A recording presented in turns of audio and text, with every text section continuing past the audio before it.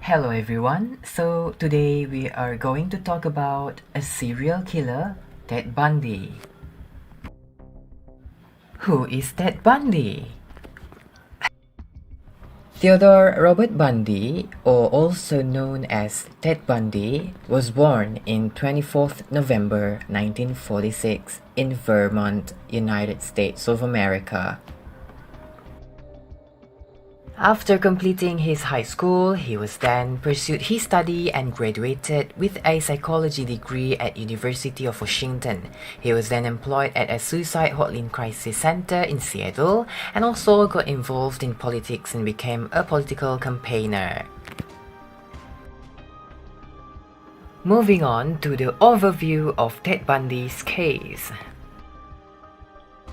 In 1978, he was pronounced guilty for his final crimes which he has committed, where it includes raping and murdering 2 women and a 12-year-old kid in the Florida state.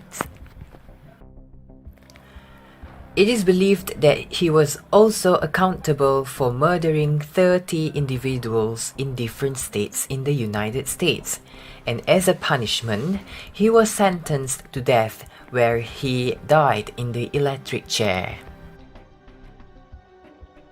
Moving on, let us see what are the roles of forensic psychology in guiding Bundy's case.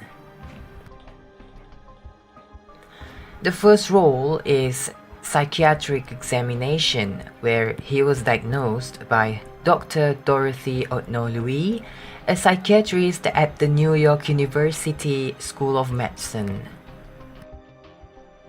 From the diagnosis, he was believed to suffer from multiple personality disorders and bipolar disorder.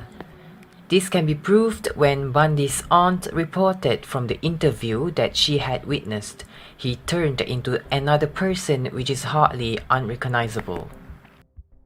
The second role is the psychological interview, where he was interviewed by Dr. James Dobson, a psychologist who investigated the root of Bundy's pornography experience. While other investigators agreed that the problems wasn't influenced by pornography, instead, the problem was Bundy himself. Moving on to the limitations or shortcomings of Bundy's case. It is believed that there was lack of psychiatric diagnosis on Bundy. Bundy seemed not to fit the criteria since he is perceived as a smart and clean-cut person.